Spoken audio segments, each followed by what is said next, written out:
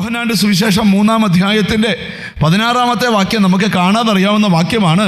തൻ്റെ ഏകജാതനായ പുത്രനിൽ വിശ്വസിക്കുന്ന ഏവനും നശിച്ചു പോകാതെ നിത്യജീവൻ പ്രാപിക്കേണ്ടതിന്.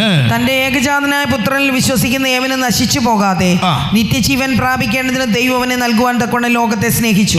യേശുക്രിസ്തുവിലൂടെയാണ് ഈ നാശത്തിൽ നിന്ന് നമുക്ക് ഒഴിയാനായിട്ട് പറ്റുന്നത്. ഒരു നല്ല ഹല്ലേലൂയ പറഞ്ഞാട്ട്. ഹല്ലേലൂയ. അപ്പം തൻ്റെ ഏകജാതനായ പുത്രനിൽ വിശ്വസിക്കുന്ന ഏവനും. അപ്പം യേശുക്രിസ്തുവിൽ വിശ്വസിക്കണം. നമ്മൾ മാത്രം വിശ്വസിച്ചാൽ പോരാ, മറ്റുള്ളവരും എന്ത് ചെയ്യണം? അതുകൊണ്ട് ബൈബിൾ എഴുതിയ മോശ മരുഭൂമിയിൽ പിച്ചള സർപ്പത്തെ ഉയർത്തിയ പോലെ നിങ്ങൾ ദൈവപുത്രനെ ഉയർത്തണം. ദാവീദ് പോലെ എന്നോട് ചേർന്ന് യഹോവയെ മഹിമപ്പെടുത്ത്, നാം ഒന്നിച്ച് അവന്റെ നാമത്തെ ഉയർത്ത്. ഇവിടെ ഇരിക്കുന്ന ചിലരോട് പറയാം, കർത്താവിനെ കണ്ട നിന്റെ ജോലിയാണ് കർത്താവിനെ ഉയർത്തുക. ഹല്ലേലൂയ. കാരണം കർത്താവിനെ നീ ഉയർത്തുമ്പോൾ പലരും കർത്താവിലേക്ക് ആകർഷിക്കപ്പെടും. സ്തോത്രം. വിടുതൽ കിട്ടിയോണ്ടല്ല ഇന്നിവിടെ വന്നേക്കുന്നേ, നിത്യജീവൻ തരാമെന്ന് പറഞ്ഞോണ്ടാ.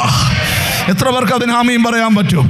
വില കൊടുത്തു വാങ്ങുന്നതല്ല ഇവിടുത്തെ വിഷയം. വില കൊടുത്താലും കിട്ടാത്ത ഒന്നാണ് നിത്യജീവൻ.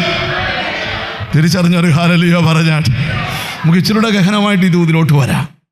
അപ്പൊ ആരും നശിക്കണമെന്ന് ആരും ആഗ്രഹിക്കുന്നില്ല, ദൈവം ആഗ്രഹിക്കുന്നില്ല. നിങ്ങൾക്ക് ആഗ്രഹമുണ്ടോ? ഞാൻ ഒരു ചോദ്യം ചോദിക്കട്ടെ. നിങ്ങളുടെ അപ്പുറത്തെ വീട്ടിലെ ആൾ രക്ഷിക്കപ്പെടണമെന്ന് നിങ്ങൾ ആഗ്രഹിക്കുന്നുണ്ടോ? ഉണ്ടോ? ഉണ്ടോ? ഒന്ന് പറഞ്ഞേ. ഉണ്ടോ?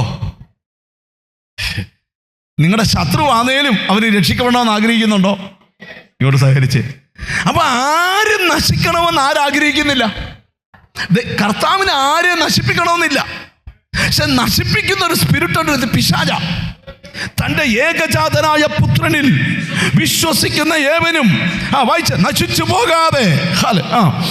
തന്റെ ഏകജാതനായ പുത്രനിൽ വിശ്വസിക്കുന്ന ഏവനും നശിച്ചു പോകാതെ നിത്യജീവൻ പ്രാപിക്കേണ്ടതിന് ദൈവം അവനെ നൽകുവാൻ തക്കവണ്ണം ലോകത്തെ സ്നേഹിച്ചു. നീ യേശുവിൽ വന്നു കഴിഞ്ഞാൽ പിന്നെ ബൈബിളിൽ പറയുന്നത് നീ നശിക്കത്തില്ലെന്നാ. ഒരു നല്ല ഹല്ലേലൂയ പറഞ്ഞാൽ ഈ നശിക്കത്തില്ലെന്നൊക്കെ നമ്മൾ പറഞ്ഞാലും ഈ കർത്താവ് ശിഷ്യന്മാരും കൂടെ ഒരിക്കൽ വള്ളത്തെ കയറി പോകുമ്പം കർത്താവ് ഉറങ്ങിപ്പോയി. അപ്പോൾ ഭയങ്കര കോളും തിരയൊക്കെ ഉണ്ടായപ്പോൾ ശിഷ്യന്മാർ എന്ന് തട്ടിയെ ചോദിച്ചു, നാഥ, ഞങ്ങൾ നശിച്ചു പോകുന്നതിന് നിനക്ക് ഒരു കാറ്റ് കാണുമ്പോൾ നശിക്കുമെന്ന് ചിന്തിക്കരുത്, ഒരു ഓളം കാണുമ്പോൾ നശിക്കുമെന്ന് ചിന്തിക്കരുത്. നശിപ്പിക്കത്തില്ലെന്ന് പറഞ്ഞവനാ കൂടെ നിൽക്കുന്നേ. ഒരാമയും വരുന്നില്ല. നിന്റെ വീടിനെതിരെ അടിച്ച കാറ്റ് നിന്നെ തകർക്കത്തില്ല. കാരണം രക്ഷിക്കുന്ന രക്ഷകൻ നിന്റെ പടകയിലുണ്ട്.